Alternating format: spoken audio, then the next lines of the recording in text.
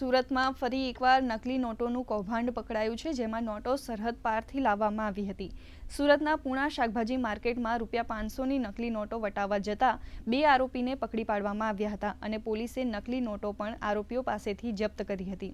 High quality printing થવાના કારણે જ્યારે આ નોટ હાથમાં લેવામાં આવે ત્યારે કોઈ પણ વ્યક્તિને ખ્યાલ ન આવે કે આ ફેક કરન્સી છે। આરોપીઓની પૂછપરછમાં જાણવા મળ્યું હતું કે ₹2 લાખ આપીને ₹6 લાખની ચલણી નોટો તેઓ પશ્ચિમ બંગાળના તાહિર શેખ પાસેથી લઈને સુરત આવ્યા હતા અને અત્યાર સુધીમાં ₹6 લાખની ફેક કરન્સી તેમણે વટાવી દીધી છે।